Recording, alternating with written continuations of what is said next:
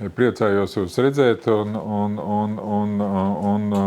priecājos, ka mums atkal ir par ko pastāstīt, ir par to, kā mēs lēni gari attīstamies, lēni gari piedāvājam jaunas pakalpojumus, jaunas speciālistus, jaunas iespējas, tuvāk jums, tuvāk mūsu pacientiem un mēģinam teiksim, katru gadu un katru teiksim, pusgadu, kā mēs tiekamies, kaut ko jaunu pastāstīt un piedāvāt jums. Ja? Tātad man joprojām sauc Edijs Ilziņš, es joprojām esmu slimnīcas galvenais ārsts. Par jauko pastāstīšu. Slimnīcai, kurā tur datumā 29. septembrī palika 100 gadi šai konkrētai slimnīcai, Ventspils slimnīcai, kur ir uz Vasarnīcas ielas puses, tur tā aptiekas māja saucamā, tā ir pirmā māja slimnīcā, kas tika uzbūvēta agrāk, bet atklāta tieši pirms 100 gadiem. Tajā datumā tur valsts prezidents tā laika bija atbraucis un atklājis, tur bija 27 slimnīcas darbinieki laikam un cik tur tie pacienti. Tā kā mums šogad tieši Ventspils slimnīcai bija 100 gadu pasākumi, bija svinīgs pasākums koncertu zālē ar koncertu, kurš piedalījās no jums. Nebija neviens atnācis.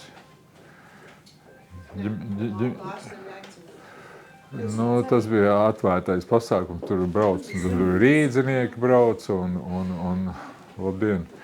Un rīdzinieki brauc un NVD un ministrija un mūsu tie īpašnieku pārstāvi un universitātes pārstāvis, daudz tur bija. Skaists, smuks pasākums, pēc tam bija darbinieku pasākums un darbiniekiem, teiksim tā. Un tad ir vēl top un būs, cerams, ka uz gadu mīju būs tā 100 gadus grāmata par to, kā slimnīca no 100 gadu laikā ir attīstījusies līdz šodienai un kā tas, ko mēs esam sasnieguši, kādu mēs izskatāmies un ko mēs piedāvājam. Ja?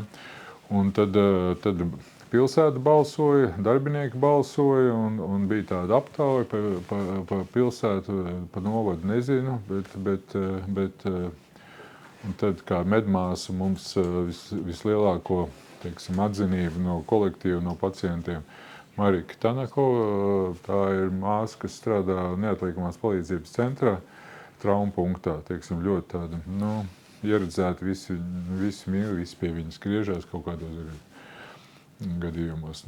Fizioterapeits tur arī ar patiesu prieku var paziņot, ka Arnita Birziņa uzvarēja, viņa ir ieguvusi praktiski visas iespējamās balvas. Nākat lūdzu sēžties kaut kur priekšā. Te var apsēsties, nevajag stāvēt aizmugurē. Un Arnita Birziņa, viņa ir ieguvusi gan visādas godarakstus, gan Latvijas lepnumu, gan ārstbiedrības balvu, teiksim, tādā ziņā tur, es esmu ļoti priecīgs un teiksim, par viņas darbu novērtējumu, par to, kā viņa strādā un kā viņa vada mūsu visu fizioterapeitu, teiksim, to brigādi, teiksim tā. Un par ārstu tur bija sīvāka konkurence, bet tomēr mūsu, teiksim, es teiktu tā, Kurzemes patriots, Ventspils pilsētas novada patriots, izcils ārsts, teiksim, patiesi labs un gudrs cilvēks, Andris Kārkliņš uzvarēja, ja, visu cieņu viņam. Tā kā, tāds viņš ir vienkārši puisis no Talsiem, bet dzīvo un strādā Ventspilī tāda mūsu tie jubilejas pasākumi, teiksim. Kādi mums jaunumi ir? Cik jums ir tie mazie bērni? Līdz gadam daudz ir? Maz. Cik mums piedzimuši? Kaut kā 350, man liekas, uz šo brīdi Ventspilī ir pagājuši. Vai ir tik daudz, Santa? Vai cik mums ir? Tas nav noslēpums nekāds. Nesaka. Tā dzimstība ir tāda, kāda viņa ir. Diemžēl mēs viņu nevaram ietekmēt, bet mēs tikai varam nodrošināt ļoti labus apstākļus, ļoti labu pakalpojumu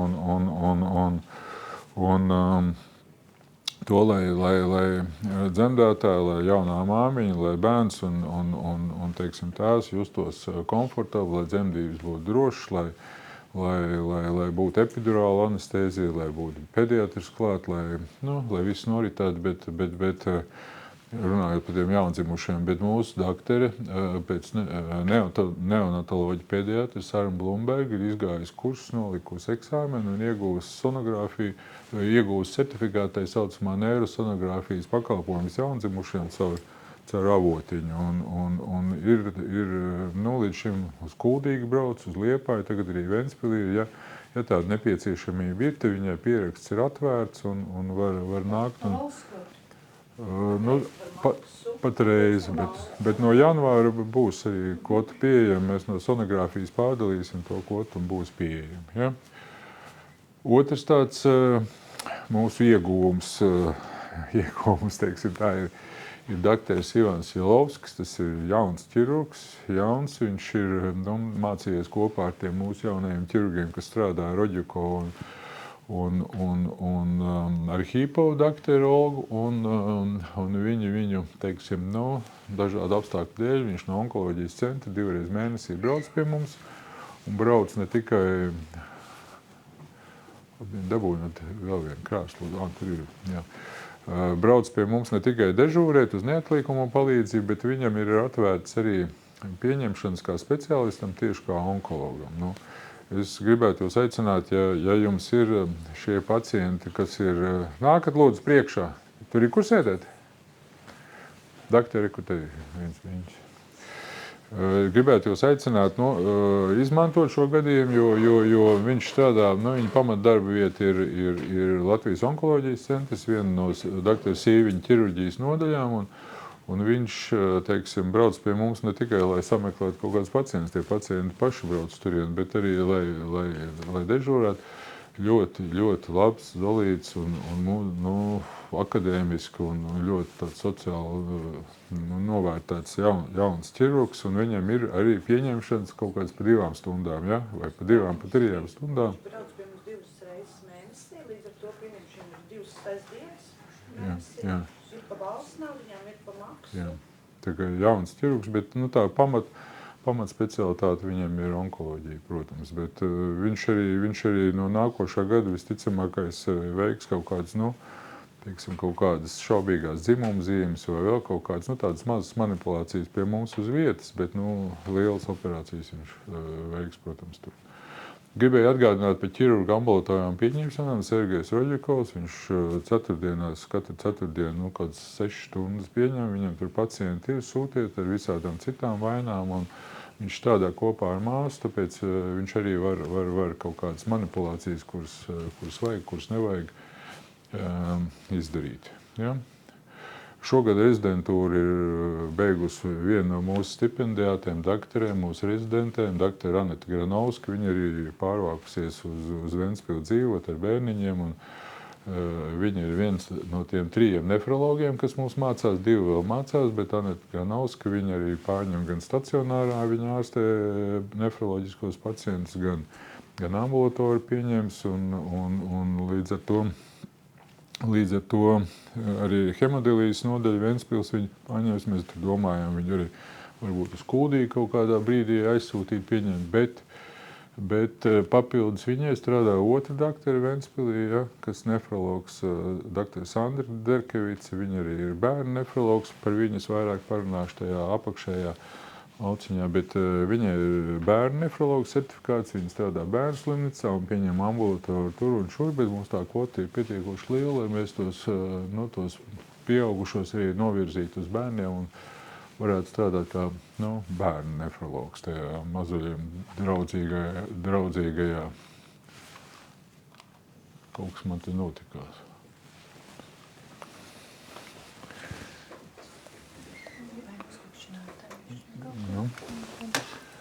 Uz ekrāna? Jā. Runājot par Anetu Granovsku, tad nefrologs mums ir uz vietas pieejams katru dienu, principā nodaļā viņi nāk, viņi vienreiz nedēļā arī padežūrē, un doktorē man tad priekšā var nākt, ja, sēdēt. Un vajag atrast vietiņu arī citiem. Jā. Un tā kā nefrologs viens ir uz vietas, viens brauc, viss ir infekcija nodaļa. Infekcija nodaļa viena no mūsu pamata nodaļām būs un paliks. Kādā veidā tas ir viens, bet mums mācījās 2 infekcionisti, doktora Laura Osīta un otru ir doktora Anna Prince. Anna Prince ir pēdējā gada rezidenta, viņai 5. gads, Laura Osīta šogad beidza un uzsāk vadīt infekciju nodaļu. Doktora Gunta Andersona saņēma goda rakstu, balvas un tā tālāk, un viņi gaidīja tieši to mirkli, kad viņi nomainīs, un viņa pieņem tikai ambulatoriju, specifiskus slimniekus ar dažām diagnozēm pagaidām līdz nākošā gada pavasarim. Mums tāda vienošanās, un tad viņa beidz praktizēt. Bet doktora Laura Osīta un arī nākošais gada doktora Anna Prince, viņa to visu infekciju portfeli, ieskaitot visādām tādām infekcijām, beidzot ar stacionāru pārņems un vadīs. Ja. Tālāk ir šī rudens iegūms. Varbūt esat dzirdējuši, varbūt esat jau redzējuši. Mugurkaulāja ķirurģijas nodaļā ir ārkārtīgi spēcīgs papildinājums. Īsi jums izstāstīšu. Mugurkaulāja ķirurgs, pagaidām rezidents, bet certificēts traumatologs ortopēds, sauc viņu Artūrs Doncovs. Viņš mācījās 7 gadus Vācijā, rezidentūrā, nevis Latvijā, bet Vācijā. Viņš ārkārtīgi tāds jaudīgs un profesionāls un zinošs, bet atgriezās pēc 7 gadu prombūtnes Latvijā. Viņam ir ģimene liela un dzīvos un strādās Ventspilī, mūsu mugurkaulu ķirurģijas centrā. Viņš ir arī tajā mugurkaulu ķirurģijas rezidentūras rezidents pašlaik, certificēts traumatologs ortopēds, strādā kopā ar doktoru Jānu Osītu un doktoru Kirējevu. Mūsu operācijas apjomu uzreiz līdz ar to palielinās praktiski par 1/3, un slimnieku plūsma ir nepārtraukta. Tā materiāla tehniskā bāze mums ir izcila, un ir gan nervu navigators, gan speciāls galds, gan rengens, gan viss pārējais, kas ir nepieciešams, gan mikroskopi. Ja, Artūrs Doncovs, viņam ir pieņemšanas katru otrdienu dažādās pilsētās, Kurzemē. Tas ir vienu otrdienu viņš ir Liepājā, nākošajā Kuldīgā, nākošajā Talsos un pēc tam Ventspilī. Ventspilī pieņem arī doktors Osītis. Ja, viņi ir 2, jo pacientu rindas un plūsmas ir liels. Un šodien man teica, neatceros, viena no sabiedriskajām attīcībām meitēm, kad sakarā ar Artūru Doncovu, ierašanos Liepājā, tur viss pilnīgi ir uzvārījies, jo Mertens jau tur visu laiku bija, un tagad ir konkurence no mūsu slimnīcas, un tāpēc jauns, smuks, māk viss pošām rokām, zina visādas metodas, viņam arī ir vairāk certifikātu manuālajā terapijā, viņam kaut kāda glaunas metodas, viņš ir apgūst papildus tai. Tā kā ja ir kaut kāda konkrēta problēma, ir pie viņa, varat sūtīt savus pacientus, un es gribētu galvot, ka rezultāts būs. Ja. Traumatologs ortopēds doktora Agita Zariņa Krīvāna, arī mūsu rezidenti, arī jauna, forša, smuka.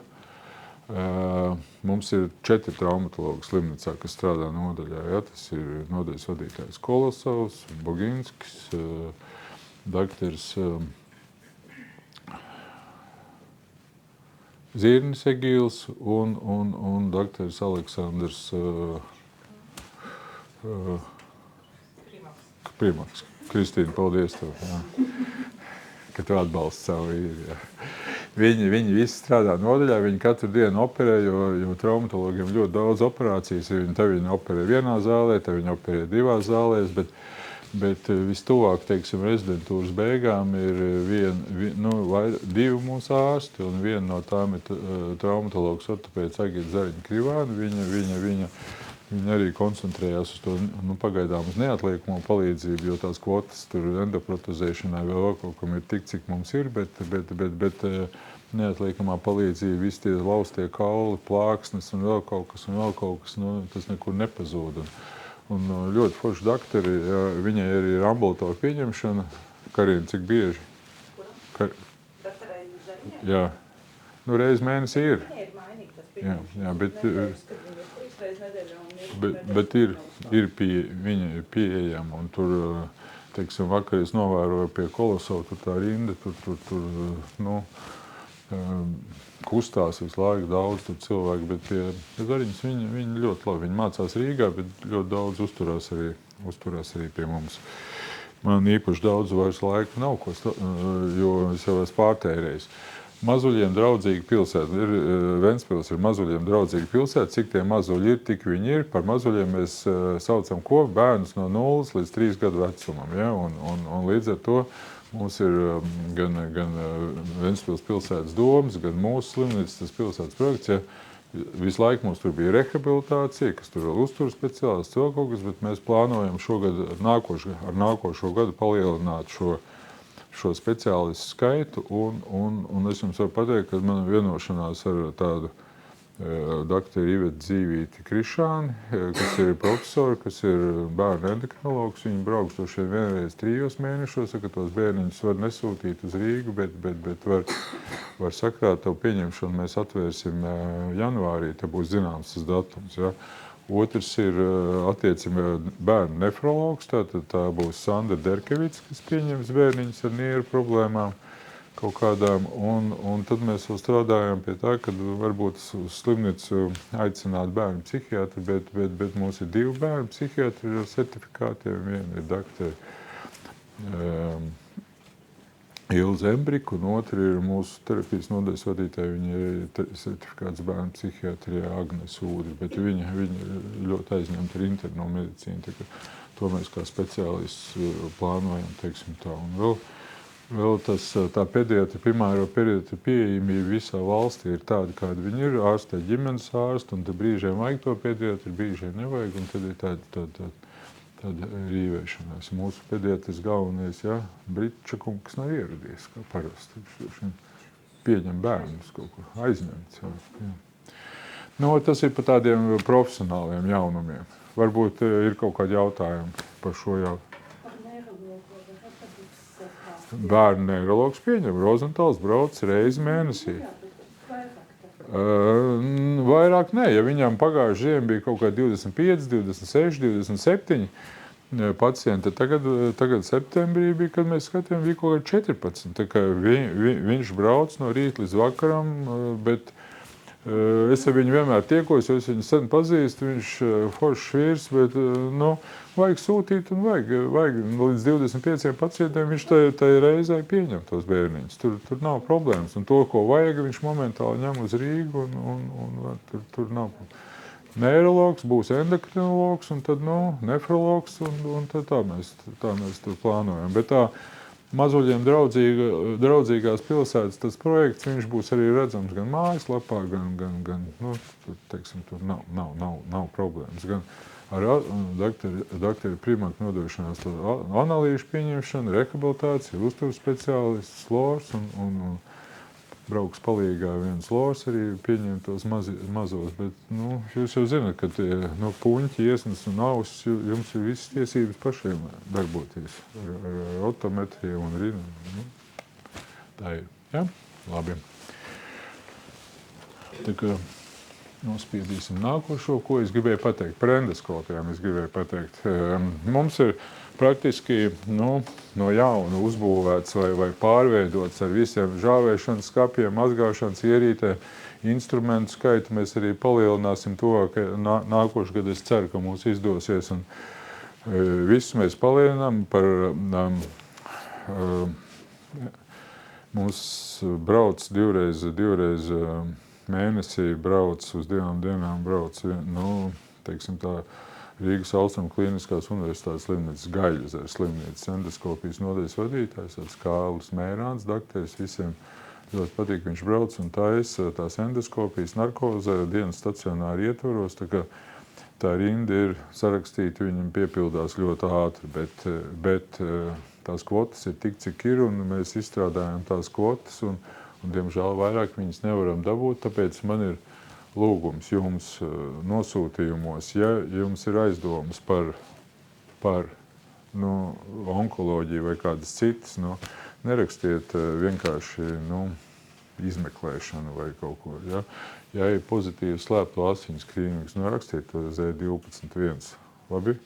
Un ja ir jebkādas aizdomas, tur svārs, sāpes vai vēl kaut kas, tad rakstiet lūdzu to Z0318, un tad mēs to virs kvotas varam palīdzēt tā zaļā koridora iektuvēs. Ja jūs uzrakstat vienkārši iekaisīgā zarnu slimību un nosūtat viņu, tad viņš, mēs to kvotu, protams, iztērējam, bet bieži vien ir tā, ka neko neatrodam. Bet tas ir, teiksim, šie kodi iet virs kvotas, un mēs varam paņemt vairāk par nevis kā maksas pakalpojumu, bet par valsts apmaksātu pakalpojumu. Labi? Mēs šonedien divas aizsūtījām šitiem kodiem, nekas nedarbojas. Kur jūs aizsūtījāt? Jūs saņēsat? Ja pateikt, ka decembri pierakstas februāri, lūdzu zvanīt. Vienam pacientam varu pateikt uzvārdu. Karī. Viņa jau iztaisīja pirmās mēnesis. Februārs iedod. Nav februārs?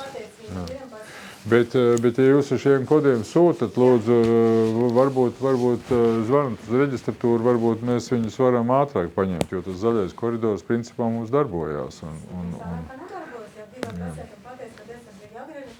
Ar šiem kodiem, ja? Bet pa telefonu viņi zvanīja. Ja? Es nezinu, kāpēc viņi atnākuši, bet viss tās uzrakstīts ar e-nosūtījumu.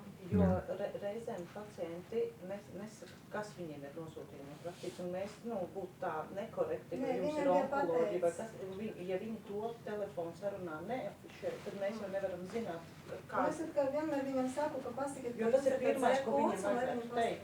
Jā, bet to es it kā teicu. Nē, tas Z03, tas nav nekas, bet Z0318, tas uzreiz ir, jā. Labi? Ja jūs zvanīsiet uz reģistratūru, jūs, Karina reģistratūras vadītāja, un viņas meitenes to zinat. Un, ja jūs zvanat, tad viennozīmīgi mēģināsim paņemt ātrāk. Ja? Bez doktora Mērāna, kurš taisa kolonoskopijas un arī gastroskopijas, teiksim, bieži vien gan gastroskopija, gan kolonoskopija reizē, tad otra mūsu doktori, kas ir 5. gada rezidenti, Krista Cēberi, viņa ikdienā taisa endoskopijas bez narkozes, bet ar lokālu anestēziju, un tur ļoti, ļoti jauki, ļoti forši viss notiek. Ja? Tā. Tā kā man ir lūgums, ja jums ir iespēja un aizdomas kaut kādas, jo tā kvota ir tik liela, cik viņi ir, un tagad viņi tulītās ir beigusies, un decembrī mums ir praktiski tikai 1 diena pa maksu, un virs kvotas, kā jūs zinat, neko vairs nemaksā. Jā, diemžēl. Un pēdējais slaidiņš, ko es gribētu teikt, no šodienas ir atvērti tie saucamie digitalizētie nosūtījumi. Es zinu, ka jūs daudz no jums raksta, jo es arī redzu viņus ejot uz tām endoskopijas narkozēm, un daudz raksta ar roku. Tagad viss tas, kas rakstīts ar roku, mēs viņu tur stūmjam iekšā kaut kādos mašīnās, kaut kā mēs viņu digitalizējam, viņš ir. Bet es jūs tiešām lūdzu aicināt, gan savas māsiņas apmācīt, gan pašas. Ja? Bet viņi palaidīs. Šodien varbūt ne, bet rīt parīt aizies un būs agrāk vai vēlāk. Redzam, mēs arī veseli. Viņi, ir parasti uzrakstīti, bet nosūtījumi viņi ja? Es te teikšu, lai viņi risina šo problēmu, jo agrāk vai vēlāk tie nosūtījumi būs, un mēs no viņiem neizbeigsim neviens. Viņš pats izdomā, ko es gribu redzēt. Tā e-veselība pats izdomā, kas te nosūtījumā jāradīs. Bet viņi jau piedāvā veselas diagnožu kalnus. To es nevaru komentēt, ja? Tas, kas katrs ir painteresēs, ko tad īsti vajag? Jā.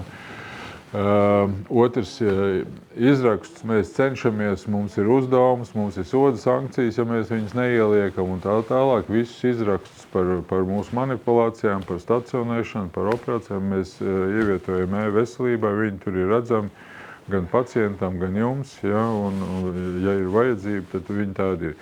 Par to kvalitāti, mēs cīnāmies ar tiem, mūsu ārstiem, lai tā kvalitāte būtu gan pacientam, gan jums saprotam, un lai viņi būtu, lai viņi arī atspoguļo to, ko mēs esam darījuši, ko mēs esam izmeklējuši un kādas ir mūsu domas par konkrētu pacientu. Man speciāls norādījums no mūsu gan reģistratūras, gan statistikas jums atgādināt to, ka 27U forma nav nosūtījums. Tas ir izraksts. Nerakstiet lūdzu uz izrakstu. Tad jums jāsvītro, jāraksta. Tas nav izraksts, bet tas ir nosūtījums. 27. formu nerakstiet. Rakstat nosūtījumu uz slimnīcu. Tāds man, citi raksta, citi neraksta, bet gadās. Tas man tāds speciāls lūgums. Jā. Kamēr pārējiem, Bet ir jau tā e-veselība. Jā. Ir nosūtījumi. Ja?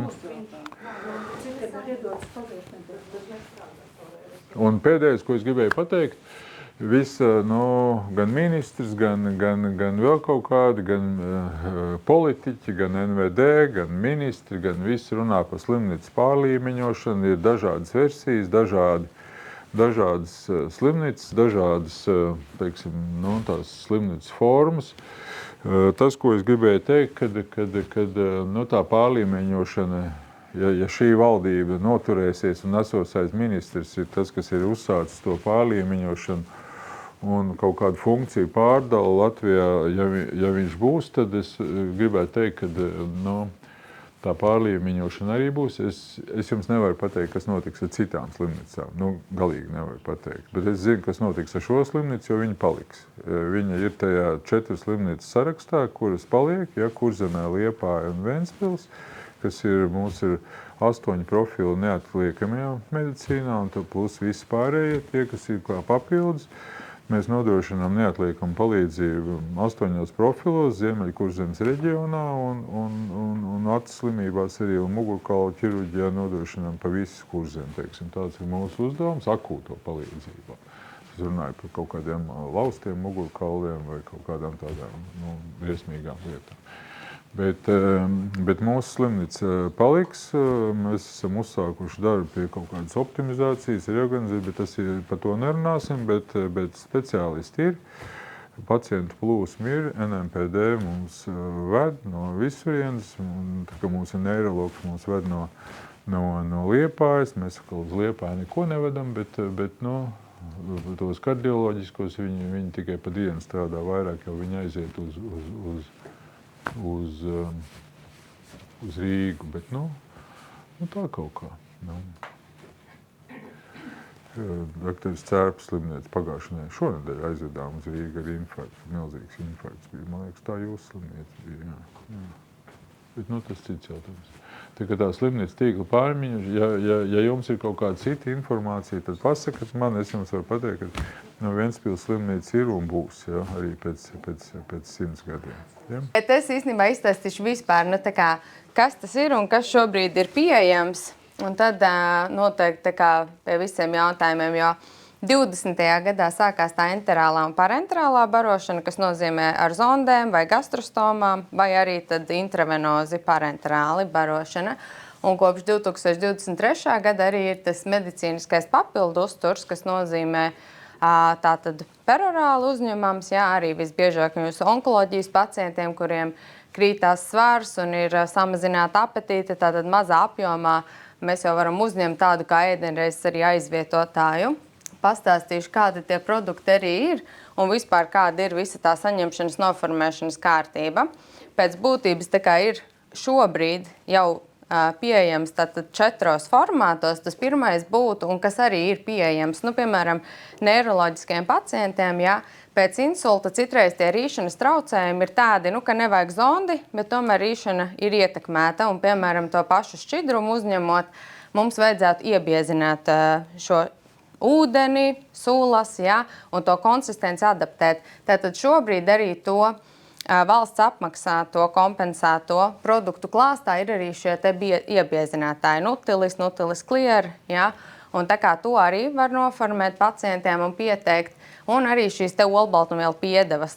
Tātad tas varētu būt kā protifāra pulveris, ja, lai vienkārši parastajā mūsu ēdienā pie tās pašas varbūt putras, zupas, šķidrumiem mēs vienkārši palielinām olbaltumvielu apjomu. Tad ir šie te perorāli dzeramie. Ja. Parasti ir tā, aptuveni 120 līdz 200 ml tas apjoms, un tur ir ap 20 gramiem olbaltumvielu, ap 300-400 kalorijām. Tas nozīmē, ka principā tādā mazā apjomā mēs jau varam aizvietot veselu šķīvi ar ēdienu. Ja? Vitamīni tur ir iekšā, minerālu vielas. Garšas šobrīd arī tas klāsts ir diezgan plašs, tāpēc, ka ir pievienojušās vairākas firmas. Agrāk bija tikai tā Nutrīcija, kas varbūt šo ražoja, tagad ir arī Nestle un arī citas firmas. Bet katrā ziņā tā kā nākamais, ja mums pacientam jums ir zondes vai arī šīs te gastrostomas, vai arī, piemēram, tiešām tā onkoloģiskie pacienti, mēs jau varam paredzēt varbūt tie paši mutes žokļa barības vada audzēji, tātad kādā posmā ar visām starošanām būs šīs te šķūlas, nevarēs to uzturu uzņemt, svarā krītās, un tātad vispār šis te process, arī iet uz terapijām, starošanām, tad jau laikus var arī īstenībā domāt varbūt par šīs te gastrostomas izveidi, un tas nenozīmē, ka vairs nevar ēst tā kā peros, ja? Tad principā mēs varam daļēji, cik tur minimāli pusporciju vai trešdaļu porcijas uzņemt normālā veidā, un tad atlikušo enerģijas apjomu ievadīt pa tiešo kuņģī, ja? Un mums tad ir šie te pilns, ļoti daudz plašs klāsts centrālās barošanas maisījumi, kur arī var sarēķināt, cik daudz vajag atlikušo daļu.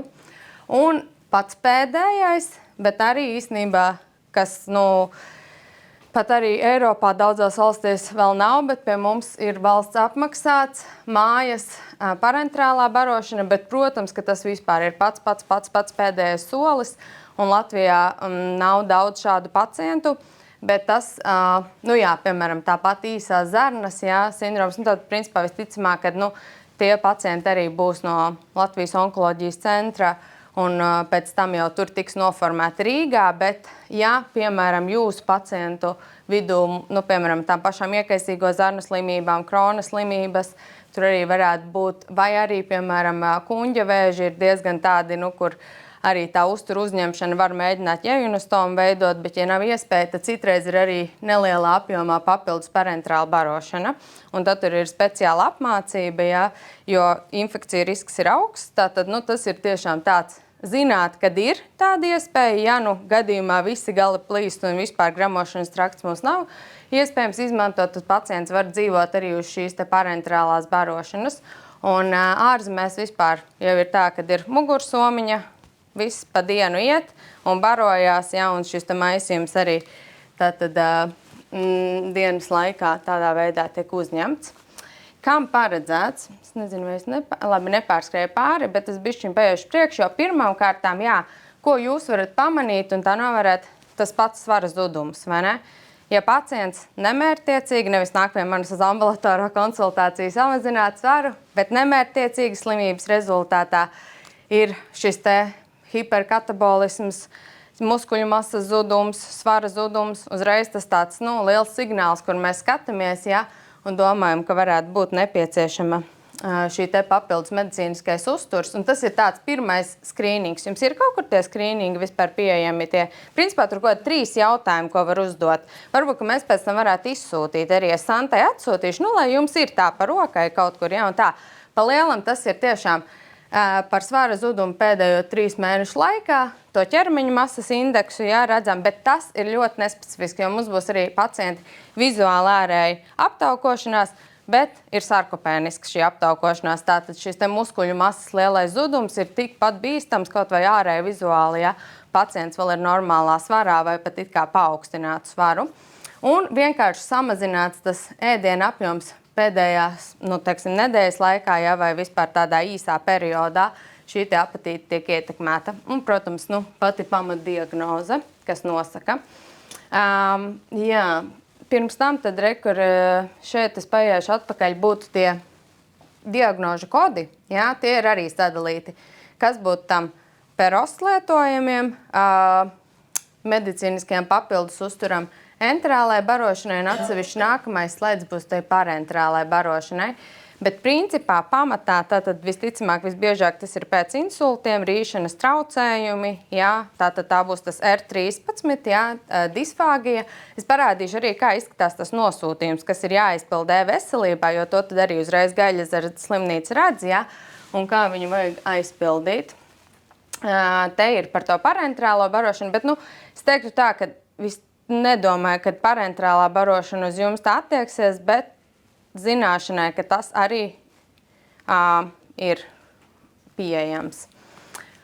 Jā, un pamatā, jā, vispār par to, kāpēc tā malnutrīcina, tas svara zudums būs aktuāls, jā, tas it īpaši tiem pacientiem, ko mēs redzam, it kā liekais svars un tā doma, jā, kad, jā, bet varbūt viņš tieši uz normālu svaru būs, bet nē, ja pamatā ir šī te saslimšana, tātad tas visi iekaisīgie procesi, dzīšanas procesi, jā, būs daudz lēnāki, daudz vairāk ietekmēti, jā, un tādā veidā mēs principā nevaram to savu imunitāti vēl daudz vairāk.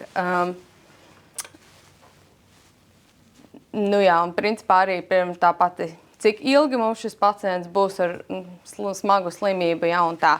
Un tas pats rekar arī tomēr. Tad man ļoti patīk, kad mūsu uzturs un kustības, tas iet kopā, un lai vai kāds pacienta vecums, paskatieties pat 70 gados, ja, principā ar triatlonu, ja, bet, vienalga, kustības saglabā šo muskuļu masu, un tie ir galvenie aktīvi audi, vai ne, kuri mums var uzturēt arī labu vispārējo stāvokli. Tā, bet kur man ir tā? Labi, par noformēšanas kārtību uzreiz tad ir tā, ka, ja mums šeit pacients stacionārā, piemēram, neiroloģijas noļdaļā, es redzu, kad ir šis te insults, un mēs jau laicīgi piesa konsultāciju, mēs varam saņemt, un es varu noformēt šo te pieteikumu jau uz vietas slimnīcā, un mēs esam, tādā veidā jau pacients izrakstās, jo mūsu ārsti tad arī uztais elektronisko nosūtījumu, un tad es to varu izdarīt pirms vēl pacients vispār izrakstās no slimnīcas, ja? Jo tad tā kā Gaļezeru slimnīca arī ar šiem pašu kabinetu, ja, kā teikt, sadarbojos, zinu to procedūru un uzrakstu. Bet ja jūs redzat, ka pacients pie jums atnāk, un tas ir ambulatori, tad arī jebkurā gadījumā ir divas iespējas. Ja jūs uzrakstat nosūtījumu, sūtat uz Rīgu, tad šīs konsultācijas Rīgā ir valsts apmaksātas, bet tajā pašā laikā tur ir diezgan ilgs gaidīšanas laiks arī bieži vien uz to konsultāciju, un ir iespēja tad arī nokonsultēties, kā uztura šo te konsultāciju pie mums, jo viņiem tāpat vajag šo te uzturu speciālistu protokolu aizpildītu, ja? Un tad arī to pieteikumu, ko jūs teicāt, ka grūti aizpildīt visu to lielo pieteikumu, to varu es sagatavot, noformēt šo te visu pacientu dokumentāciju, tālāk satiec pa barošanu, jo tur arī tomēr tie visi specifiskie jautājumi, ja, kas arī vairāk ar uzturu būs saistīti. Tātad man ir, kā teikt, dota tāda atļauja, vēl šonedēļ sazvanījos arī ar kabinetu, kad jā, tad, ja pacienti, piemēram, grūti aiztransportēt uz Rīgu, negrib uz Rīgu konsultāciju, var notikt konsultācija šeit pat, jā, pie mums, pie manis, un tad tālāk jau es noformēju vai to medicīnisko uzturu, enterālo, jā, parenterālo droši vien tad uz Rīgu. Lūk, jā, bet arī tad tā dinamiskā novērošana arī var būt dažādi šeit vai Rīgā. Un, jā, es uzrakstīju U27 forma, bet, principā, doma ir tāda, ka tas ir e-veselībā nosūtījums, jo šis arī ir no e-veselības, jā, un tā. Tātad, principā, tad arī būs nosūtījums arī Rīgā vai šeit Ventspilī, tā ir uzturu speciālistu konsultācija, pēc tam ir aizpildīta visa tā reģistrācija pieteikums mājaslapā, un tad šie pacienti arī savā dzīvesvietā var saņemt šo te barošanu. Un kas ir noteikti jānorāda, kad dinamiskai novērošanai nosūtījums tiek veikts, ka tas ir enterālās un parenterālās barošanas kabinets, jā, tas ir uz kurieni. Un tad diagnozes kodā noteikti arī vai tā būs šī malnutrīcija, disfāgija, jā, tātad rīšanas traucējumi un neliels apraksts tieši jau vairāk koncentrēti, kas būtu no šīs te uzturu puses svara zudums vai apetīta zudums. Un tad arī noformēt mājas centrālās barošanas programmā dinamiskai novērošanai. Tie būtu tādi pamatiņi, ar ko jūs arī, piemēram, uzrakstat šo nosūtījumu, pacients atnāk pie manis uz konsultāciju, tad es tālāk par pārējo šo te lielo anketu arī aizpildam, pasūtam un piegādi tālāk uz mājām. Jā, jo šeit tātad ir tā pieteikuma forma, kas būtu jāizpilda, ja jūs paši pildat, jā, bet jebkurā gadījumā tad arī pacients vēl arī Rīgā būs dinamiskajā novērošanā, kas bieži vien ir diezgan grūti. Un te ir kontaktālrunis arī jums kā ārstniecības personām, ja, kur jūs varat Rīgā nokonsultēties, ja jums kāds jautājums, kā ko labāk, vai arī kāds no jūsu pacientiem ir šajā dinamiskajā novērošanā, tad arī vēl papildus jautājums tur var pajautāt. Tā. Un noslēdzot šo, vai jums ir kaut kādi jautājumi tieši par šo te medicīnisko uzturu enterālo, parenterālo barošanu?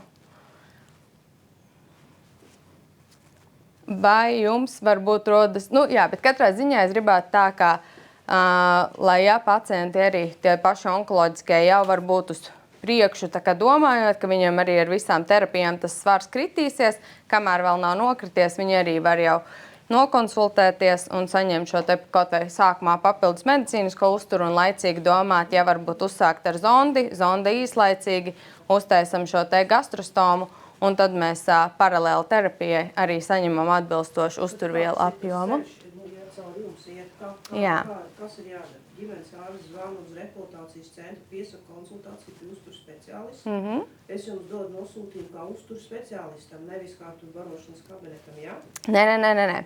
Jūs uzrakstat to nosūtījumu kā barošanas kabineta, bet Jā. Jā, to jūs uzrakstat tikai to nosūtījumu e-veselībā barošanas kabinetam, un tad es uztaisu visu to arī, ko viņi Rīgas konsultāciju uztaisu šeit. Ja, un tā, jo viņiem arī ar to jūsu nosūtījumu viņi braukt uz Rīgu, būtu konsultācija ar turienes uzturu speciālistiem, bet to daļu mēs varam izdarīt arī šeit uz vietas, un tālāk es konkrēti jau nosūtu, kas viņiem nepieciešams, kāda maisījuma, kādā apjomā, cik bieži, un tā dinamiskā novērošana arī šeit pat uz vietas. Nē, tās gan nav iespējamas, jā. Tā kā tad ir tāda pirmreizēja visa tā apskate un tā.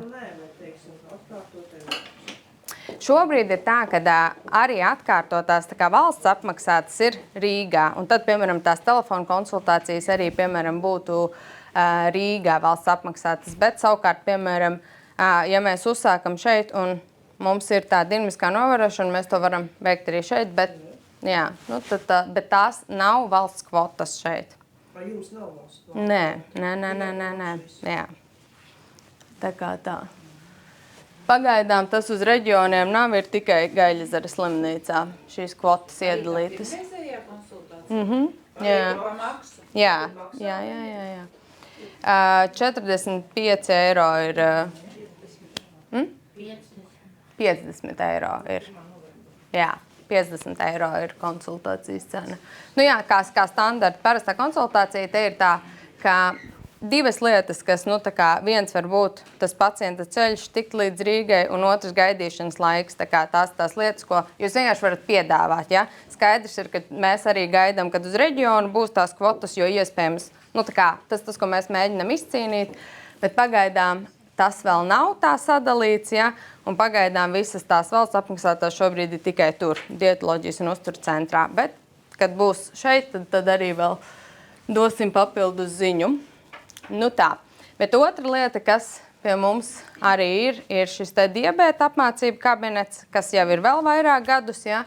Tā kā šeit arī noteikti sūtat, mums ir jauns spēcīgs endokrinologs, kas konsultē pacientus, un tāpēc vēl vairāk mums ir šī te sadarbība endokrinologam, uzturu speciālistam un arī diabēta māsai. Un tad diabēta māsa arī šīs gan ir valsts apmaksātas konsultācijas. Tātad, bet ir nepieciešams arī jūsu nosūtījums, tātad vai no endokrinologa strādā, vai no jums kā ģimenes ārstiem, ja? Un savukārt tās 5 konsultācijas tiešām vajadzētu izmantot. Un kas ir vēl, piemēram, tad ir tīpaši pirmreizēji pacienti, tas pats glikometrs arī tiks nodrošināts, ja, un kad nevis varbūt tikai vienreiz no rīta pamēram cukuru, bet dienas laikā vairākas reizes sāk aizpildīt arī to glikozes mērīšanas dienas grāmatu, ja, un tomēr tā uzraudzība būtu daudz stingrāka. Ja, un arī izstāstīt, tagad ir jaunie medikamenti, tātad viņi tomēr izstāsta, apmāca, kā tos pielietot, ja, cik bieži un kā vienkārši arī principā kā sasaistīt kopā gan to, ko endokrinologs iedeva, kā lūk, šeit ir medikamentozā, varbūt pusē, ja, tad diabēta māsa pieliek pilnīgi visu to aprūpu klāt. Cik bieži mērīt, kā saprast, cik daudz pēc tam no uztura uzņemt un ko un kādās devās pielikt arī klāt no šiem medikamentiem un kā viņus labāk arī ievadīt, uzglabāt, ja, un ikdienā izmantot. Un tad gan šīs uzturu speciālistu konsultācijas pie manis, gan arī pie mūsu diabēta māsas caur slimnīcas reģistratūru var pieteikt, un abos gadījumos ir vajadzīgs ģimenes ārsta nosūtījums. Ja jūs gribat par to medicīnisko uzturu, tad nosūtījums skaitās elektroniskais nosūtījums, bet uz to parenterālās barošanas kabinetu, bet konsultācija tāpat var notikt šeit, un tad es noformēju to dokumentāciju visu un sarakstu uzturu speciālistu protokolu. Savukārt diabēta māsai konkrēti adresēts uz mūsu slimnīcas diabēta aprūpas kabinetu, ja, un tad šīs 5 konsultācijas arī var notikt valsts kompensēti. Tā ka tālūk. 5 konsultācijas? Kādā laika posmā? Gadā mēnesi? Nē, nu nav mēnesī noteikti, nē, jā, bet... Jau tālāk koordinē, jā. Tas cilvēks uz to pirmo vizīti un viņu pierakst tālāk. Kas notiek 6. reizē? 6. reizes. Nē, jā, nē.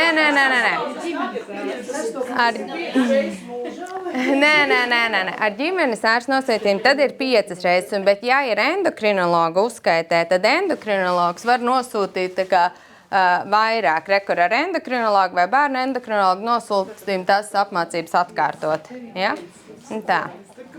Tā kā tas būtu tāds sākuma.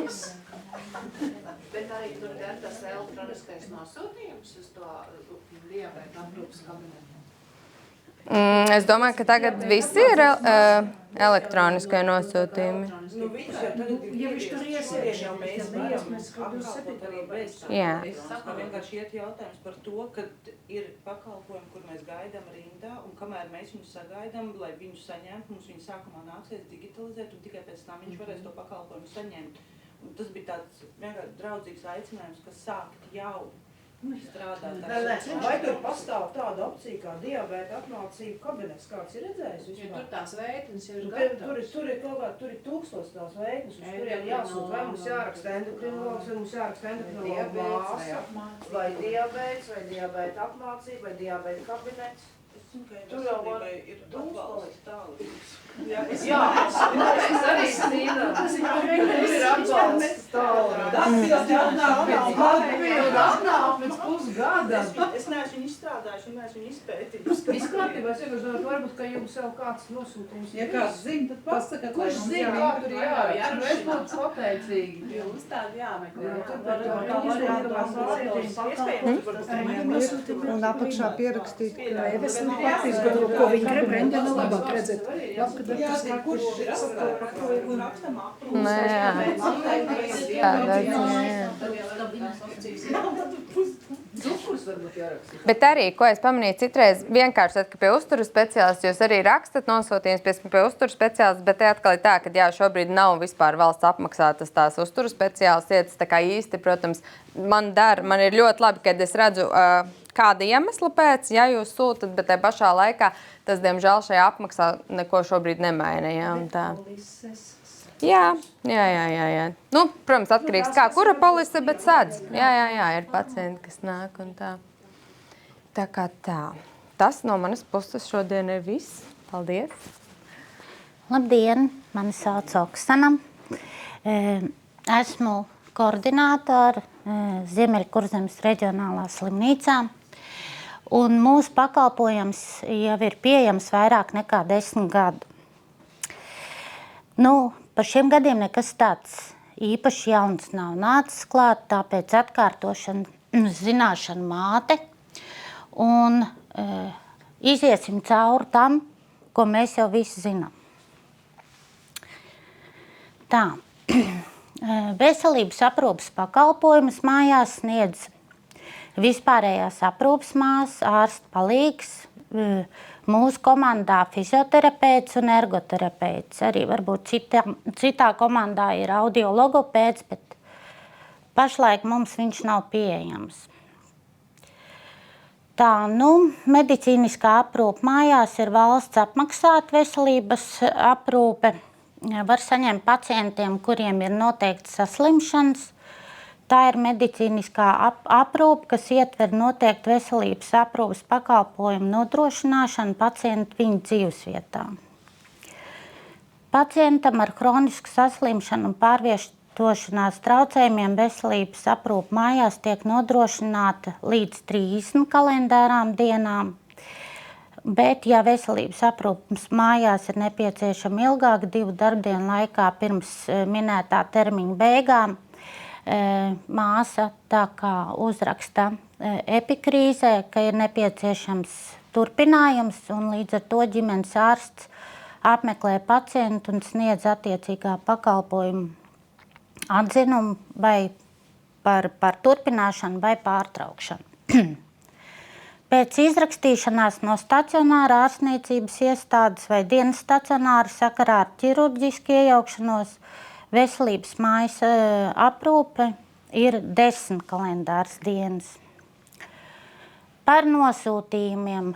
Veselības aprūpē mājās ir specializēti nosūtījumi, kurus var visus tā kā redzēt NVD mājaslapā. Un nosūtījumā tiek atzīmēts diagnoze, kuras dēļ ir nepieciešama veselības aprūpe mājās. Diagnoze, kuras dēļ ir pārvietošanas traucējumi, ārstējošā ārsta norādījumi veselības aprūpē mājās, tā skaitā medikamentu lietošana un laika posms, cik ilgā laikā tas ir jānodrošina. Veselības mājas aprūpe ietver šādas pakalpojumus: visu veidu medikamentu ievadīšana, āda bojājuma aprūpe, izgulējuma čūlas, sekundāras dzīstošas brūces, primāri dzīstošas brūces, mākslīgo atveru aprūpi, pacientu un viņu tuvinieku izglītošana par stomas aprūpi, ja, bet tas gan ir arī stoma un iliostoma ir 5 reizes, ko atmaksā valsts. Ja. Bet gastrostoma, nefrostoma, tracheostoma, tās ir viss reizīts, cik ir aprūpe, cik aprūpe ir pie pacienta. Tā enterālā barošana caur zondi, pacientu un viņu tuvinieku izglītošana, apmācība par veselības veicināšanu, vitālo rādītāju kontroli. Protams, ir arī analīžu savākšana un nogādāšana laboratorijā, bet tas ir kopā ar nav tā kā atsevišķs kods, ja, to mēs varam paņemt vienkārši tāpatās līdz, pie kādām, pārsiešanām vai citām manipulācijām. Par rehabilitācijas pakalpojumiem. Tad rehabilitācijas pakalpojums sniedza rehabilitācijas medicīnas ārsta nosūtījumiem pacientiem ar šādām diagnozēm un pacientiem ar sekām pēc muguras smadzeņu bojājumiem ar diagnozi T91-3, ja, kas izpaužas kā tetraplēģija, paraplēģija, bet šo nosūtījumu primāro dod veselības centrs Vaivari. Ja. To tā kā mēs nevaram, mūsu rehabilitācijas medicīnas ārsts to nevar nosūtīt šai diagnozei. Tā tad, lai rehabilitācija pakalpojums mājās sniegt, fizikālās un rehabilitācijas medicīnas ārsts novērtē pacienta veselības stāvokli un ar to saistītos funkcionālos ierobežojumus, medicīniskās rehabilitācijas potenciālu, pacientu un viņu piederīgo motivāciju, veselības stāvokļa stabilitāte rehabilitācijas pakalpojumu saņemšanai, optimālo medicīnisko rehabilitācijas pakalpojumu saņemšanas veidu un medicīnas rehabilitācija pakalpojumu un to sniegšana tiek uzsākt ne vēlāk kā 3 mēnešu laikā. Ja? Tas pacients var būt gaidīšanas rindā ne vairāk kā 3 mēnešus. Ja? Nosūtījums no rehabilitācijas speciālista ir derīgs 60 dienas, ne tā kā mājas aprūpes, veselības mājas aprūpes pacientiem tikai mēnesi. Un pēc 160 dienām arī rehabilitācijas ārsts var doties mājas vizītē un novērtēt pacientu un izlemt turpināt vai neturpināt mājas aprūpi. Veselības aprūpes pakalpojumu mājās mēs nodrošinām katru dienu. No pulkstenes 9 līdz 14 ir šis pieteikuma laiks. Svētdienās no 9 līdz pulkstenes 13. Tas ir mans telefona numurs, kur var pieteikt mājas aprūpes, tālāk nodot māsām darbiņus. Un zināt, ka slimībai nav brīvdiena, tā kā mēs strādājam visas 7 dienas nedēļā un arī pa svētdienām. Ja es pieņemu šo nosūtījumu, ja, tad 24 stundu laikā mēs cenšamies, mums ir jācenšas nodrošināt pacientam šo medicīnisko aprūpi. Nu, ir bijušas reizes, kad es atsaku, jo mums ir ļoti daudz pacienti. Ja? Mums ir pār pa 60 pacientiem mēnesī. Ja? Un es piedāvāju varbūt pagaidīt, ja tas nav ļoti akūti. Ja? Un medicīniskā veselības aprūpe mājās tiek atmaksāta tikai 1 reizi dienā. Ja? Tas nav tā kā hospisam, ja, ka tur varētu pasaukt pacients 3 reizes dienā. Nu, to brigādi mēs apmeklējam pacientu 1 reizi diennaktī. Ja? Tātad pēc veselības aprūpes pakalpojumu mājās sniegšanas perioda beigām veselības aprūpes mājās pakalpojumu sniedzējs, tas ir māsa, ja, vai ārsta palīgs. Tātad ģimenes ārstam iesniedz epikrīzi, kurā ir rakstīts par pacienta izveseļošanos vai nepieciešamību turpināt mājas aprūpi. Nu, paldies par jūsu laiku un uzmanību. Jā, lūdzu. Tas attiecās, šis pakalpojums mēs nodrošinām Ugālē, Tārgalē, Ventavās. Nu, protams, ja nav Ugālus, dziļi meži kaut kādi, jo mums ir tomēr pašiem ar saviem transporta līdzekļiem jātiek līdz turienei, līdz pacientam. Mums nenodrošina tā kā mašīnas atsevišķi transporta līdzekļus. Bet tas nebūs lēti, vai ne? Vai pacients maksā, vai radījās kādu izdevumu, vai kā?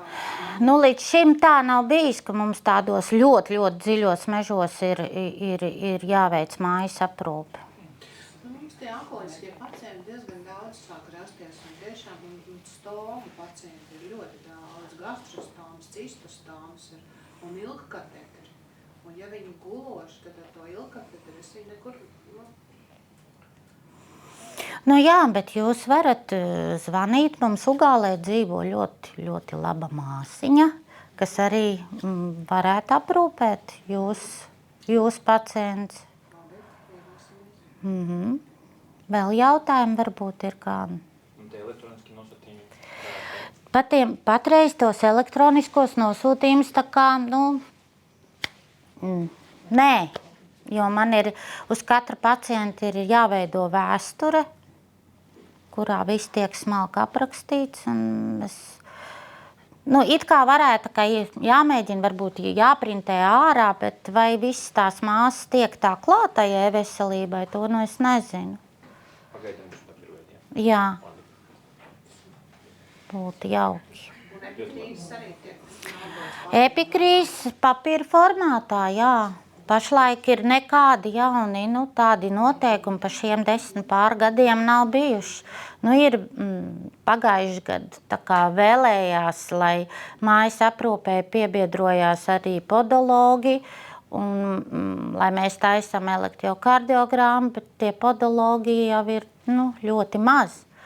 Un bija daudz atteikumu protestī, kad mazās lauku teritorijas nevar nodrošināt podologus mājas aprūpē, ka tas nav pieejams. Jā. Es nedzirdēju, bet tas rehabilitācija arī laukos nav, jā? Tas ir pilsētas komanda, jā? Pilsētas komanda ir, bet jāraksta varbūt ir kāds speciāls gadījums, kad rakstam iesniegumu valdes priekšsēdētājiem, un viņš mums atļauj mašīnu. Jā. Bet tas ir ļoti reti, pieņemsim ar šo meiteni, kas bija, avārijā cieta, pagājuši gadu, tad mēs tā nevarējām atteikt viņai, cik viņa tāda Ventspilnietis. Ventspils rajonā Zirās, jā. Par to mobilo paliatīvu aprūpi. Tur ir konsilijas uz vietas? Hospisam jūs domājat? Jā, par to mobilo, jā. Hospisam ir parasti notiek konsilija, rakstoties pacientam ārā no viņa tās nodaļas, jā. Tad 3 ārstu konsilijas nolem par piešķiršanu hospisu, jā. Bet ja tas pacients ārsties Rīgā, bet tagad termināla stāvoklī ir Ventspilī, ar metastāzam turpinot tā kā. Tad Liepāja tikai, ja? Vai Ventspilī arī veids? Man tā šķiet, ka arī sūtot uz paliatīvo nodaļu, varbūt arī tur var. Tikai nodaļa, kur? Jā. Tikai tad var to konsiliju piešķirt. Jā, bet kā tad piešķirsim to konsiliju mājās, pieņemsim 3 ārstu konsilijas, ģimenes ārsts un vēl kurš? Ne, neiroķirurģija tur ir, onkoloģija. Ne, viņu visu uz mājām tā kā. Jā, bet tas jau ir, tad, kad viņi griezās jau mājās, tas bija jādara tur, iestādē, tai. Strādiņos uzrakstīja, onkoķirurgs uzrakstīja. Jā. Un to, ieteikumu, jā. Jā. Bet tā konsilijas tagad bija Liepājā. Jā. Jā, un viņi piešķira, bet Ventspilī tāda iespēja nav, tikai Liepājā, jā. Tad acīm redzam, es par to, pa hospisu tā. Nē, pacientu, nekādi gadījumi, kur piešķir, ja mums te piešķir, tad arī labi, jau uz vietas. Jā, ir par to, ka zvanīja Liepājā, jā. Mums arī ir bijuši paciente, kam, tā kā pēc visiem parametriem pienāktos tā hospisa aprūpe, un tad radinieki arī formēja dokumentus un zvanīja Liepājā. Nē, es dzirdēju, ka Ventspilī šeit kaut ko lem pa hospisu. Liepājā man jau bija. Jā. Vēl Rūra, jā. Un viņus var saukt it kā, kad pacientam ir vajadzīgs. Protams, tos pacientus, ko nepaņem tā Rūra, ja mums ir bijusi 4. stadija krūts vēzis onkoloģija, jā, tad mēs ņemam. Ko tu darīsi? Neko jau tu nedarīsi, ja nepaņem. Bet it kā jau vajadzētu ņemt. Tas mums ir, starp citu, ļoti liels atvieglojums mūsu nodaļai. Jā, vairākas reizes dienā. Jo mēs arī nevaram nodrošināt, neviens jau neies tāpat vien par paldies 2 reizes dienā pie pacienta. Jā. Ir vēl kādi jautājumi, kolēģi? Tad paldies par jūsu laiku un uzmanību. Aicināja uz šo tikšanos, lai es izstāstot 3 lietas. Pirmkārt, tas, ka es esmu atgriezusies. Tas man bija jāpiemina. Otra lieta par ikdienas ritmu, to mēs tālāk, un vēl par dažiem jaunumiem, kas ir slimnīcā parādījušies, to es jums tā pastāstīšu, bet būtībā tāds kā vairāk reklāmas prezentācija. Šī nebūs nekas tāds teorētisks. Tā, kompakta nodaļa. Tie esam mēs, kas strādā, dr. Straupmanis, es un mūsu pieredzējusī māsa Maira Kuhta, zinoša māsa. Viņa mums ir tāds pamatakmens mūsu nodaļā. Ikdienā mēs konsultējam nodaļas, observācijas nodaļu, savus akūtos pacientus, kas ir nodaļā, operācijas pacientus, tos mēs visus skatāmies savā nodaļas kabinetā. Par operācijām runājot, mēs esam atgriezušies pirms Covid laikā. Covid laiks mums nogriez tās operāciju skaitu. Bija mazs apjoms tām operācijām, bet tagad mums ir katram sava diena. Dr. Straupmanis operē pirmdienās, es operēju trešdienās, tā kā mums tas viss ir aizgājis tajos sākumos atpakaļ tādā, es teiktu, pilnā jaunā, cik mēs varam. Un vidēji mēs operējam katrs kādas 4-5 operācijas tajā dienā, kad mums ir, un operācijas notiek katru nedēļu. Biežākās operācijas, protams, ir bērniem, tie ir kaut kādi 70%, es teiktu. Tās ir adenotomijas, adenotonsilotomijas, plus mīnus timpanostomijas, kā kuram kas ir vajadzīgs. Pēc tam nāk starpsienas, degunu blakus dobuma operācijas un tonsilektomijas. Un tās ir tās regulārā tipa operācijas. Ja ir kaut kāda tāda sarežģītā gadījuma, sarežģītāka tehniski gadījumi, tad tos mēs, protams, pārsūtām uz Rīgu. Par rindām runājot, operācija rinda sakarā ar to, ka mums tā jauda ir dubultojusies, šobrīd nav gara, un es teiktu, ka tagad gan man, gan doktorim Straupmanim uz janvāra sākumu ir jau brīvas vietas, tā kā būtībā nekas milzīgi nav jāgaida. Ja mēs salīdzinām, teiksim, ar bērnu slimnīcu, tur šobrīd ir kaut kādi 7-8 mēnešu gaidīšanas rinda. Jā, tā, tad mēs varētu iet tālāk uz ambulatāro kabinetu.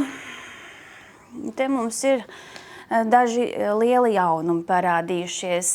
Slimnīca iet līdzi laikam, paldies Dievam, gan morāli, gan arī funkcionāli. Iepriekšējā LOR darba stacija bija diezgan savu nokalpojusi, kaut gan rotācijas kārtībā viņa tagad ir aizrotējusi uz nodaļas, jo nodaļā bija vēl sliktāk tā darba stacija. Un šī ir jauna. Šī darba stacija tāda ir identiska gan Talsu slimnīcā, gan Kuldīgas ambulatorajā centrā. Viss ir viena darba stacija, viena firma. Viņa ir laba tā firma.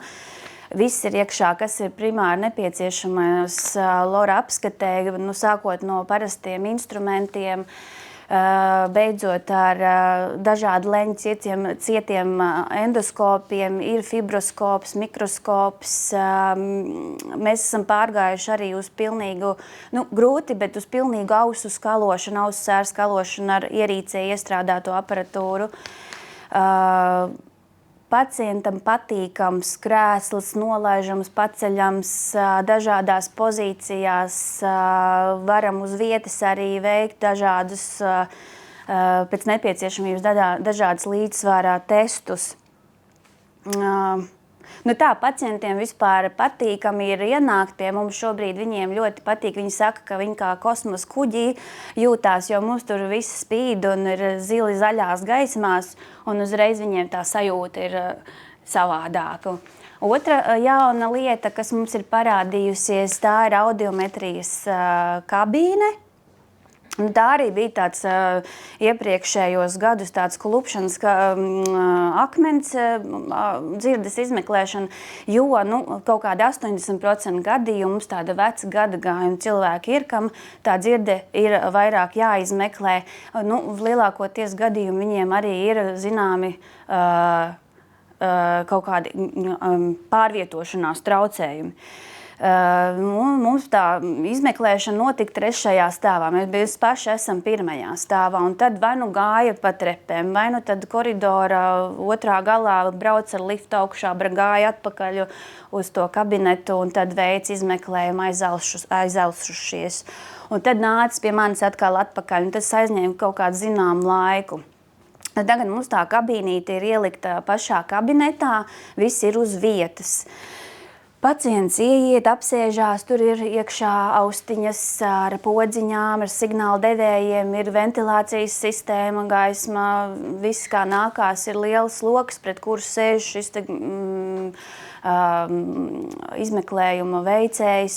Mūsu gadījumā lielākoties ir māsiņa Maira, viņa ļoti pieredzējusi un tā es teiktu labas objektīvas audiometrijas. Un arī pats aparāts, mums ir nesen iegādāts audiometrijas aparāts amerikāņu firmā, precīzs, tā kā viss ir ļoti tāds, teiktu, augstā līmenī. Attiecīgi par ambulatorajām pieņemšanām. Es skatījos šogad vēl vietas kaut kādas ir decembra vidū, bet, diemžēl, valsts atmaksātās visas ir aizpildītas, ir palikušas maksas vietiņas. Bet es esmu priecīga arī, ka tās valsts vietas bija mums, jo atnākot atpakaļ ar februāri sākot strādāt, maija beigās man beidzās visas valsts vietas, un jūnijā man pateica, ka ir tikai maksas, un es tā arī biju ar tā domu, strādāju, ka līdz gada beigām būs tikai maksas konsultācijas. Bet nē, tad NVD laikam tur kaut ko pārēķināja, un mums iedeva vēl kaut kādu grozu attiecīgi no septembra, oktobris, novembris un pusdecembris. Un tad tas arī ir viss. Es esmu novērojis to, ka, ja, protams, ir pacientam iespēja, es arī braucu reizi nedēļā uz Kuldīgu. Tur tās rindas ir mazākas.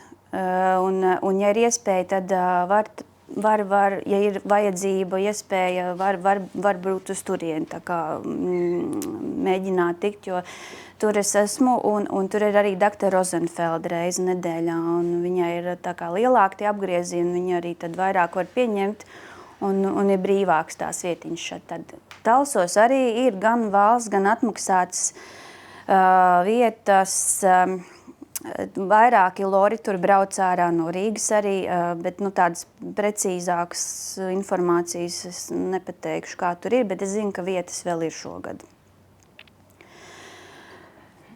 Tā, kas man vēl bija jāpasaka?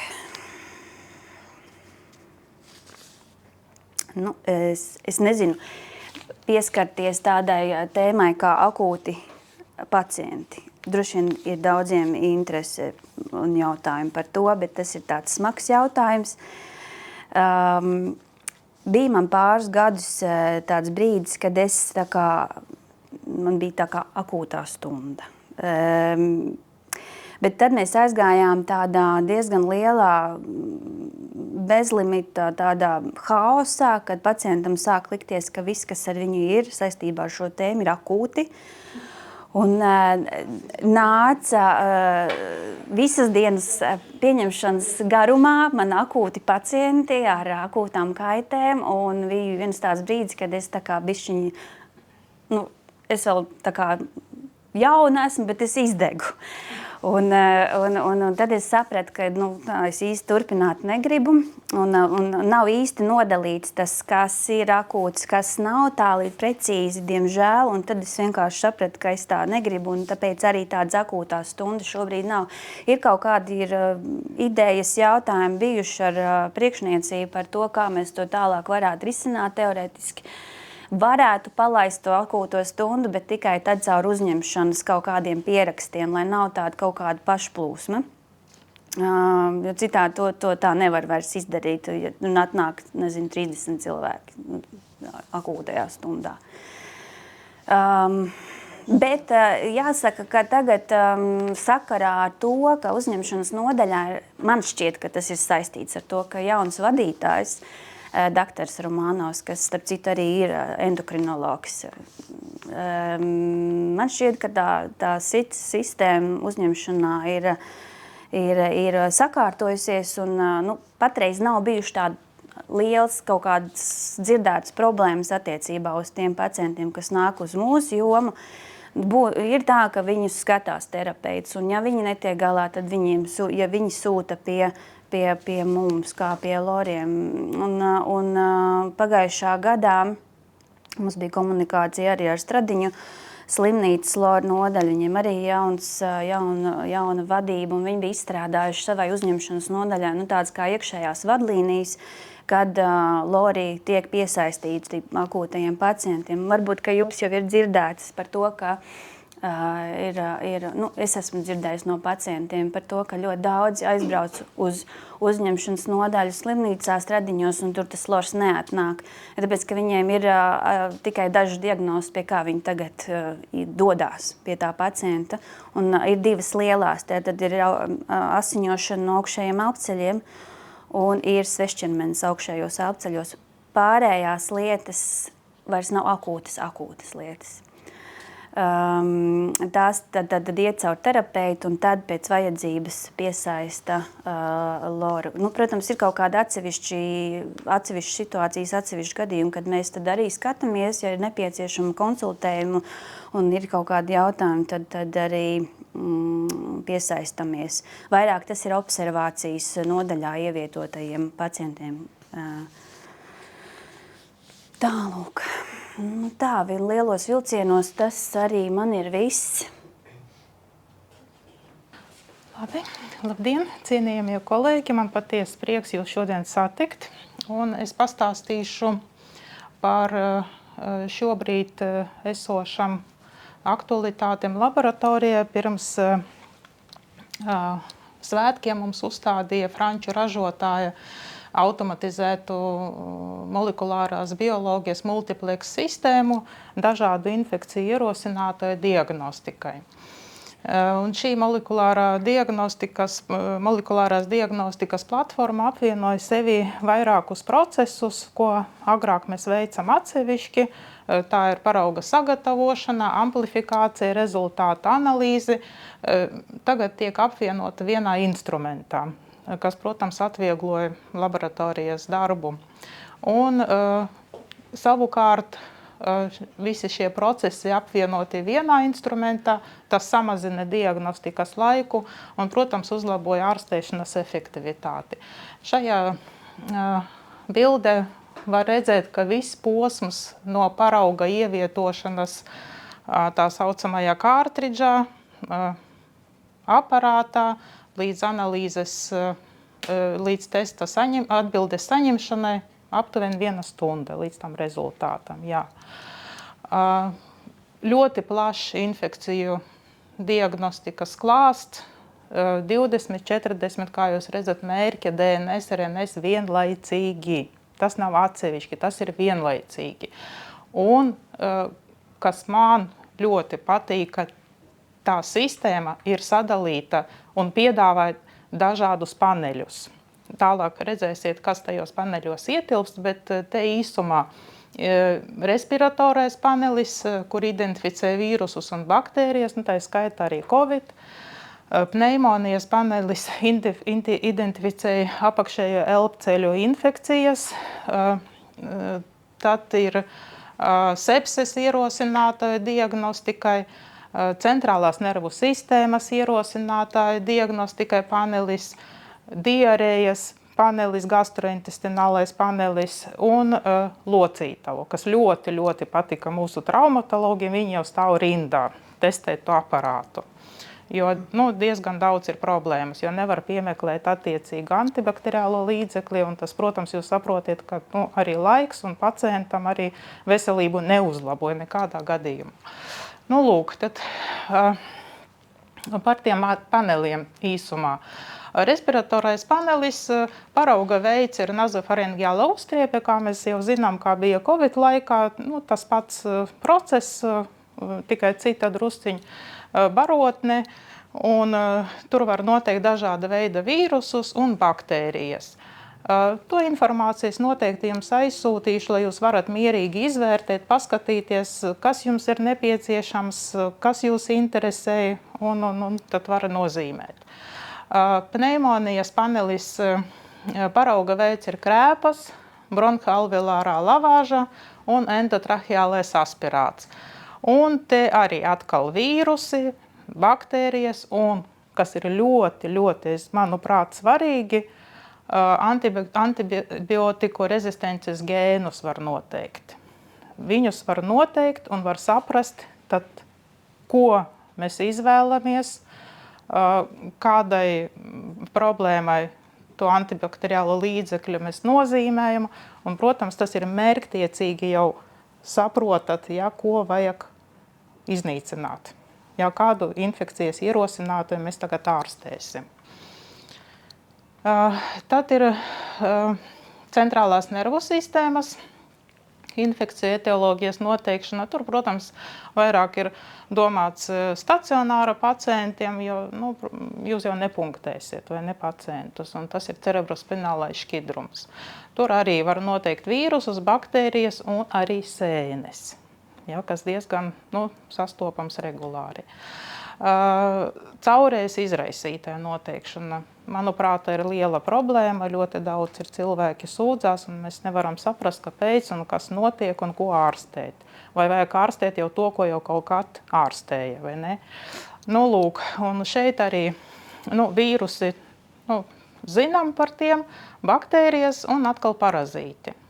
Tos arī varēs tajā vienā panelī. Tātad, ja cilvēks tiek izmeklēts, nav tā, ka atsevišķi mēs noteiksim vīrusus, baktērijas, parazītus. Tas būs vienā panelī. Lūk, tas traumatologu iemīļotais panelis. Viņi ļoti to gaidīja, un mēs agrāk testējam, ļoti bija pozitīvas atsauksmes, pozitīvi ārstēšanas rezultāti, jo atkal šī te sadaļa, šī te rezistences gēni, viņi skaidri redzēja, ko drīkst, ko nedrīkst rakstīt. Un process, protams, raiti gāja uz priekšu, cilvēks ārstējās un tiek ātri izrakstīts.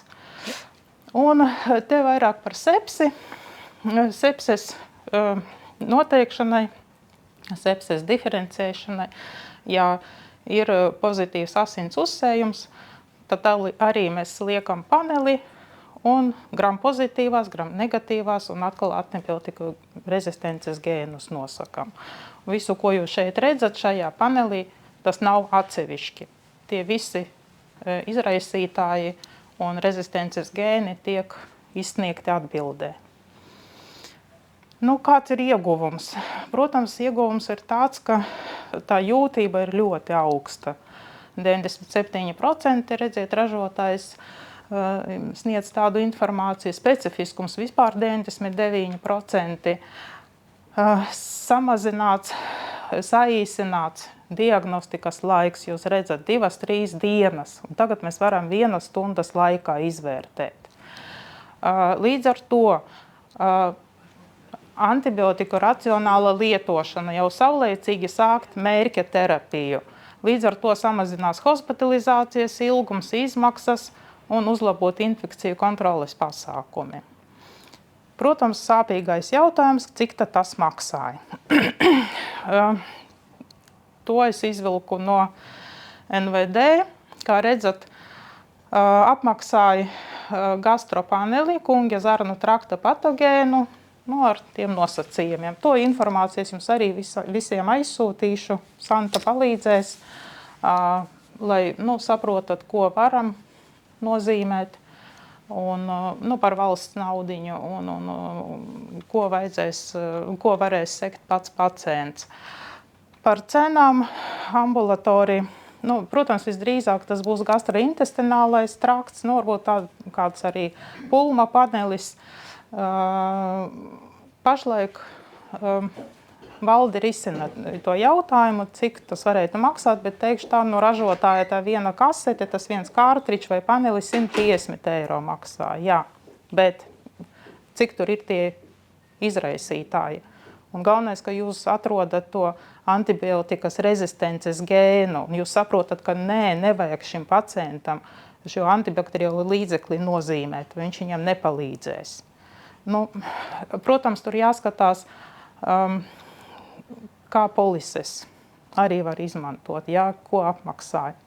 Visdrīzāk, ka būs tā apmaksa polisēm. Nu, tad izmantojiet un es aizsūtīšu, protams, visu informāciju par tām cenām, kas tiks izlemts jau drīzumā, jo tagad mēs pirmdien tikai tā plašāk testēsim, brauc kompānijas pārstāvis, es jau palūdzu kolēģiem no nodaļām, lai sasūta mums materiālus vairāk, lai mēs varam redzēt, kā īstenībā tas viss darbojas praksē. Un tad, protams, jau sniegsim precīzāku informāciju par cenām, par darbību, par iespējām, par nosūtījumiem. Viss, kas interesēs, to jūs varēsiet uzzināt. Un vienkārši atgādinājums par to, ka mums ir 2 pieņemšanas punkti Raiņa ielā un Inženieri ielā, tas ir pie mūsu lielās laboratorijas. Tātad visa informācija plašāk ir mūsu mājaslapā, Ziemeļkurzemes slimnīcā sadaļā laboratorija. Tur es diezgan daudz cenšos salikt, ko mēs veicam, cik ilgi mums notiek tā testēšana, kādi aparāti. Nu, ja ir kaut kādi ierosinājumi vai priekšlikumi, protams, es papildināšu, lai ir vieglāk atrast informāciju, nezvanot vai nekavējot savu laiku, meklējot citur. Paldies par uzmanību un droši rakstiet man uz e-pastiņu. Ir kādi jautājumi? Kad tad īstenībā sāks tas īsti strādāt tas? Es domāju, ka nedēļas laikā jau noteikti sāksim darboties. Teiksim, gastropanelis. Jā, es aizsūtīšu noteikti informāciju, kad sāks un kad varēs. Teiksim, es tevi lapai rakstīšu ar roku, iekšā nekas ir tevi nosūtīju lapu. Pagaidām, jā, bet es šodien nodaļām uztaisīju veidlapiņu, lai nav daudz jāraksta, jo mums slimnīcā ir sistēma, kur printē pacienta datus, ko viņi līmē vēsturēs, līmē mums uz analīžu paraugiem, līmē uz nosūtījumiem. Un tāds īsts aprakstīņš par visiem tiem paneliem, tikai krustiņus saliek kāds panelis un kāds materiāls un viss un sūta. Es jums aizsūtīšu noteikti arī šo īso variantu, lai jums nav daudz jāraksta. Tad varēs tur atzīmēt un atsūtīt un cilvēks atnāk, jo redziet, nekādas manipulācijas laboratorijā nav vajadzīgas, jo gastropanelim fēces, tātad viņš savā trauciņā atnes savu materiālu un tad mēs testējam. Ja? Pulma panelis tur jau krēpas savāc, arī tas nav laboratorijā veicams. Ja? Kas tur vēl?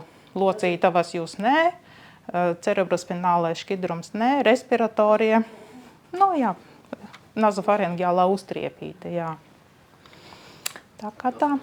Kā veiktiem laboratorijas analīzēm datamēdā ir pieejama informācija? Par tas poliklīnikas veiktiem laboratorijas? Poliklīnikā mēs neveicam dakteru analīzes. Tur mums ir tikai pieņemšanas punkts, kur noņem paraudziņus, pieņem paraugus. To visu mums 2 reizes dienā atved uz slimnīcas laboratoriju. Mēs tur testējam un tas viss ir redzams gan e-veselībā, gan datamedā. Un visiem pacientiem, es nezinu, ja ir kādam problēmas, lūdzu rakstiet un zvaniet man, ja nesaņemat kaut ko par laboratorijas veiktiem testiem. Pacientiem tiek nosūtīta informācija, jūsu testi ir gatavi, drīzumā būs datamet un e-veselībā. Jā, tātad.